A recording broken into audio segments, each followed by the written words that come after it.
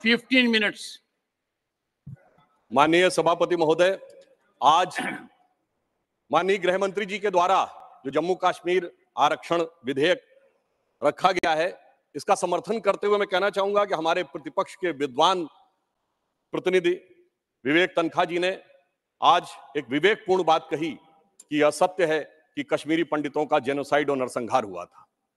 परंतु यह कहते हुए मुझे कष्ट भी होता है कि एक दौर था जब उस नरसंहार के आरोपी और समर्थक दिल्ली में आते थे तो रेड कार्पेट वेलकम के साथ आते थे, जलवाए जलाल से दिल्ली की सरजमी पर जलवा अफरोज होते थे। और सभापति महोदय, आज भी वो आते हैं, मगर ईडी के सम्मन पे आते हैं, एनआईए की पेशी में आते हैं। ये अंतर आया है हमारी सरकार और उस सरकार के दौर में।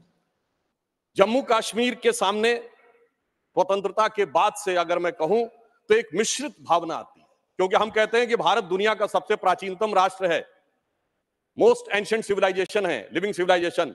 उत्तर से दक्षिण तक सारे राज्यों के नाम बदल गए, एक ही राज्य है जिसका प्राचीन काल में जो नाम था, नीलमत पुराण में यदि कश्मीर था तो आज भी कश्मीर है।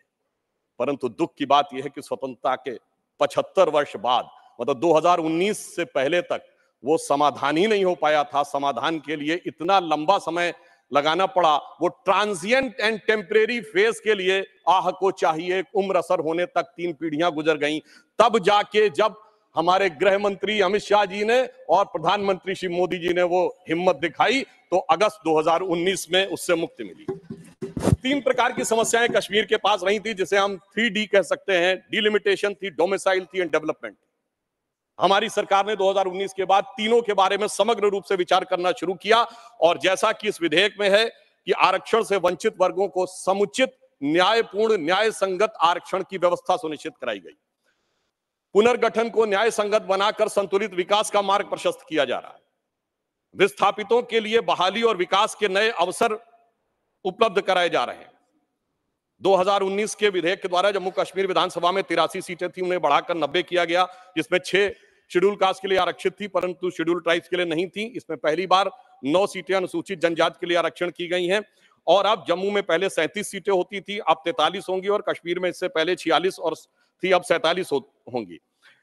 पाकिस्तान ऑक्युपाइड कश्मीर की यथावत रहेंगी। नामित सदस्य पहले 2 थे, अब 5 होंगे, जिनमें की 1 महिला और 1 पाकिस्तान अधिकृत कश्मीर से भी होगा। अतः हम कह सकते हैं कि हम अब व्यवस्था को न्याय संगत और युक्तपूर्ण प्रतिनिधित्व की तरफ ले जा रहे हैं।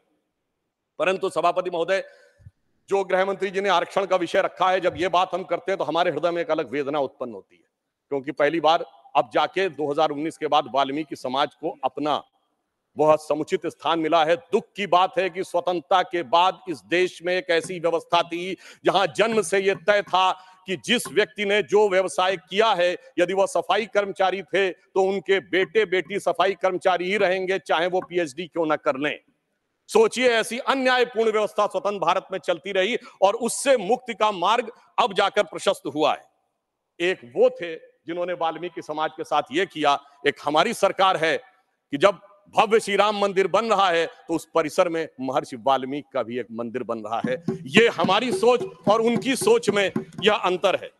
विकास की नई ऊंचाइयों की तरफ जम्मू कश्मीर आज बढ़ता हुआ नजर आ रहा है।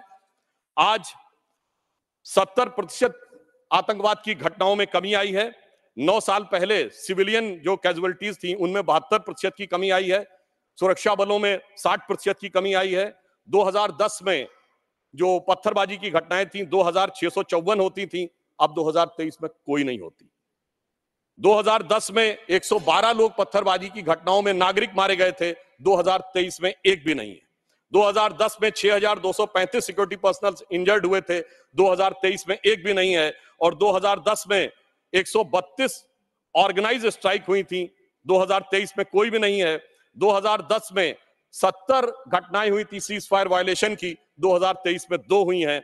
और इस प्रकार हम ये कह सकते हैं कि कश्मीर के अंदर एक भारी बदलाव और एक सकारात्मक दिशा में दिखाई पड़ रहा है। और इसके लिए विकास के नए मार्ग के ऊपर कश्मीर इस प्रकार से प्रशस्त होता हुआ जा रहा है कि धारा 370 के हटने के बाद जो कश्मीर का डोमेस्टिक प्रोडक्ट था, जीएसडीपी था, जो 1 लाख करोड़ रुपए था, वो 5 साल में बढ़कर 2,27,000 करोड़ रुपए से अधिक हो गया है। सरकार ने कई लार्ज रिक्रूटमेंट ड्राइव स्टार्ट किए हैं, जिसमें 29,813 लोग अब तक रिक्रूट किए जा चुके हैं और एडिशनल 5,523 वैकेंसीज क्रिएट की गई हैं। जम्मू कश्मीर ने इन्वेस्टमेंट के जो प्रपोजल आए हैं वो 66,000 करोड़ रुपए के हैं और जो डायरेक्ट एम्प्लॉयमेंट और उसके द्वारा जो इनडायरेक्ट एम्प्लॉयमेंट क्रिएट होगा वो 2.9 लाख तक के व्यवसाय के अवसर क्रिएट हो सकते हैं। 2 मेडी सिटीज जम्मू और कश्मीर में क्रिएट की जा रही हैं। इस ढंग से स्थानीय चीजों को बढ़ावा दिया जा रहा है कि ऊखू गांव अब पेंसिल वाले गांव के रूप में पूरे देश में विख्यात होता जा रहा है और इसी के साथ साथ हिमायत स्कीम जैसी योजनाओं के द्वारा लोगों को रोजगार के नए अवसर प्रदान किए जा रहे हैं। यूनियन टेरिटरी गवर्नमेंट ने जीआई टैगिंग भी की है। सैफरन यानी केसर, जिसके लिए कश्मीर बहुत प्रसिद्ध है, उसमें और बासमती राइस की जीआई टैगिंग की व्यवस्था की, जिससे कि उसको एक अंतरराष्ट्रीय स्तर तक एक मान्यता प्राप्त हो सकती है। जम्मू कश्मीर में इंफ्रास्ट्रक्चर डेवलपमेंट फाइनेंस कॉर्पोरेशन की भी स्थापना की गई है, जिसके द्वारा अनेक प्रोजेक्ट बहुत सफलतापूर्वक चल रहे हैं। कल्चरल एस्पेक्ट पे अगर हम देखें तो दिवाली शारदा देवी टेंपल में 75 साल के बाद पहली बार मनाई गई है और कश्मीरी पंडितों का प्रसिद्ध त्योहार नवरेह इस बार पूरे उत्साह के साथ मनाया गया है और हमारी गवर्नमेंट आने से पहले कुल 14 लाख टूरिस्ट आते थे। 2022-23 में 2 करोड़ पर्यटक आए हैं। इससे आप समझ सकते हैं कि जम्मू कश्मीर की अर्थव्यवस्था को कितना।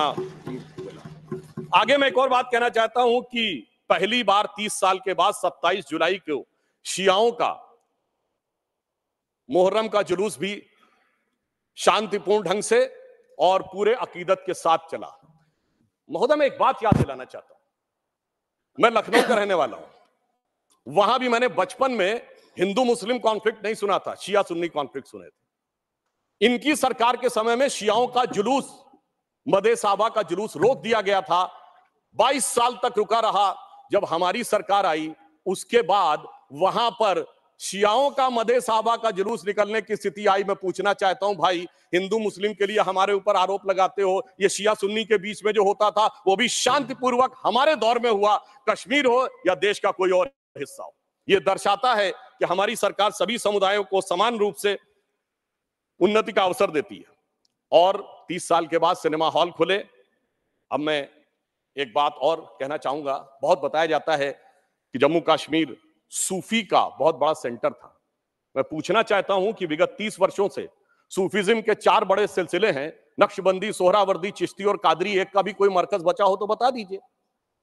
बहुत से लोग विवादित ढांचा गिरने की बात करते हैं, मगर इस हिंदुस्तान में कश्मीर में एक चरारे शरीफ की मजार थी जो सैकड़ों साल पुरानी थी, उसे जला के ध्वस्त कर दिया गया और जलाने वाला कश्मीर भाग गया। उसके बारे में कोई नहीं बोलता। सेकुलरिज्म का सूरमा उत्तर से दक्षिण तक चुप बने रहते हैं। हमारे दिल में उसके लिए भी दर्द है। और मैं ये भी याद दिलाना चाहता हूं कि मुस्लिम समाज के लिए सबसे मुकद्दस मस्जिद हजरत बल पे नवंबर 1993 में आतंकवादियों ने कब्जा कर लिया था। ये वो भी दौर था, मगर इसके बावजूद किसी को उस दौर में खराबी नजर नहीं आती थी। आज जब सब कुछ शांतिपूर्ण और सही ढंग से चल रहा है तब यह समस्याएं नजर आती हैं। सेंट्रल गवर्नमेंट ने बहुत सारे इंफ्रास्ट्रक्चर प्रोजेक्ट्स अप्रूव किए हैं, सेंट्रल यूनिवर्सिटीज बनाई हैं। लद्दाख में सेंटर फॉर बुद्धिस्ट स्टडीज भी बनाया गया है और इसके अलावा IITs, IIMs और 2 एम्स बनाए गए हैं। प्रधानमंत्री ग्राम सड़क योजना में पहले 158 किलोमीटर की सड़कें बनती थी, अब 8,068 किलोमीटर की सड़कें बनी हुई हैं। परंतु इसी के साथ साथ मैं ये भी कहना चाहता हूं कि मोदी सरकार के शासनकाल में आने के बाद अब मॉर्टेलिटी रेट जो 22 पे था वो अब 14.3 पे आ गया है। पहले केवल 47 जन औषधि केंद्र थे 2019 से पहले, अब 227 हो गए हैं। और सबसे बड़ी बात यह है कि आज दुनिया का सबसे ऊंचा पुल जो 1315 मीटर का है वो आज चिनाब नदी के तट के ऊपर बना हुआ है। यह दर्शाता है कि कश्मीर किस नई ऊंचाई की तरफ जा रहा है। महोदय, मैं याद दिलाना चाहता हूं, हमारे बचपन में जिस जमाने में कश्मीर में आतंकवाद फैला था तो हम लोग कहते थे झेलम नदी का प्राचीन वैदिक नाम है वितस्ता और चिनाब का है अक्सनी। तो हम कहते थे बो दिए विष बीज किसने, अब वितस्ता ने पुकारा, क्यों झुलसता जा रहा कश्मीर नंदन वन हमारा। आज मोदी जी की सरकार आने के बाद हम कह सकते हैं, पर आज दुनिया का सबसे ऊंचा पुल अक्सनी पर हमारा जो उभरता जा रहा, जो निखरता जा रहा कश्मीर नंदन वन हमारा। अब मैं एक और भी बात यह कहना चाहता हूं कि 21 हाइड्रो पावर प्रोजेक्ट्स भी चल रहे हैं। G20 जिस शानदार तरीके से हुआ वो हम सब ने देखा, परंतु यहां मैं एक बात कहना चाहूंगा कि यह विषय इतना आसान नहीं था जितना समझा जाता है। जिस समय आतंकवाद शुरू हुआ था, जस्टिस नीलकंठ गंजू की हत्या उस समय हुई जब श्री राजीव गांधी जी के नेतृत्व में भारत के इतिहास की सबसे मजबूत सरकार थी। वो तो लोगों को याद होगा, मुझे याद है मान्यवर, बचपन में बहुत से लोगों को नहीं याद होगा। वर्ल्ड कप 1983 का जीतने के बाद इंडिया का पहला वनडे इंटरनेशनल कहां हुआ था? 13 अक्टूबर 1983 को श्रीनगर में, भारत और वेस्ट इंडीज के बीच में। और वहां पर भारतीय टीम के खिलाफ नारे, चलिए वो तो अलग है, पाकिस्तान जिंदाबाद के नारे, भारतीय टीम के लोगों के ऊपर चीजें फेंकी गई, पिच खोद दी गई। उस समय तो सर्वकालीन शक्तिशाली प्रधानमंत्री जिन्हें विपक्ष मानता है, श्रीमती इंदिरा गांधी जी का शासन था। परंतु उसके बाद ऐसा दौर भी आया कि वो सब लोग आरोप से छूट गए। कल माननीय गृह मंत्री जी ने जब लोकसभा में कहा था, कुछ गलतियों के बारे में कहा था, तो वहां पर नेता प्रतिपक्ष ने कहा था कि साहब गलतियां अगर हैं तो इस बारे में चर्चा कर ली जाए। तो मैं सिर्फ ये बताना चाहता हूं कि अगर गलतियों की बात होगी तो बहुत सी ऐसी गलतियां हैं जिन्हें विशेष रूप से ध्यान रखने की आज आवश्यकता है। मैं सिर्फ एक दो तीन तथ्य लोगों के सामने रखना चाहता हूं। जब स्वतंत्रता के उपरांत रियासतों के विलय का महकमा सरदार पटेल के पास था, तो केवल कश्मीर नेहरू जी ने अपने पास क्यों रखा था? नंबर 2, 1946 में महाराजा हरि सिंह जी के विरुद्ध विद्रोह के आरोप में जब शेख अब्दुल्ला जेल में बंद थे, तो पंडित नेहरू स्वयं उनको छुड़ाने के लिए कश्मीर गए और वो भी गिरफ्तार हो गए। यह बात मौलाना आजाद ने अपनी किताब इंडिया विंस फ्रीडम में लिखी है कि इससे तत्कालीन कांग्रेस नेता बुरी तरीके से हतप्रभ हो गए। और इस परिस्थिति में जिस समय पाकिस्तान ने आक्रमण किया, उसे कबायली आक्रमण क्यों कहा गया, सेना का आक्रमण क्यों नहीं कहा गया? और इसके अतिरिक्त मैं यह भी कहना चाहूंगा कि जिस समय यह कश्मीर का संघर्ष हुआ, एक फैक्ट रखना चाहता हूं, उस समय तो माउंटबेटन 30 जून 1948 तक वाइसरॉय थे। भारत की सेना अध्यक्ष जनवरी 1949 तक जनरल रॉय बूचर था और पाकिस्तान की सेना का अध्यक्ष जनवरी 1951 तक अंग्रेज था। तो भाई यूनाइटेड नेशंस में जाने की क्या आवश्यकता थी? गृह मंत्री जी ने बिल्कुल सही बात कही कि भाई उनको 1 साल तक माउंटबेटन को इसलिए रोका गया था कि बचे हुए कुछ मामले रिजॉल्व करने हैं। तो भाई मैं पूछना चाहता हूं कि उनको क्या मेहमान नवाजी के लिए रखा गया था? जब यहां थे, दोनों तरफ के सेना अध्यक्ष भी अंग्रेज थे, तो यूनाइटेड नेशंस क्यों गए? इसलिए मैं कह सकता हूं एक गलती नहीं, भयंकर गलती थी, जिसका खामियाजा आज तक सरकार को भुगतना पड़ रहा है। और फिर इतना ही नहीं, करेस्पॉन्डेंट ऑफ सरदार पटेल से बहुत स्पष्ट है कि वहां लिखा जा रहा था कि residual powers will be vested in the interim government of Jammu and Kashmir, जिसको सरदार पटेल के इंसिस्टेंस के ऊपर यूनियन गवर्नमेंट कर दिया गया। अगर रेजिडुअल पावर्स उनके पास वेस्टेड होती तो आप समझ सकते हैं कि आज कितनी बड़ी चुनौती का सामना करना पड़ता। और ये correspondence of Sardar Patel 1945 to 50 के खंड 1 में जो वी शंकर उनके सेक्रेटरी थे, उन्होंने इस बात को लिखा है।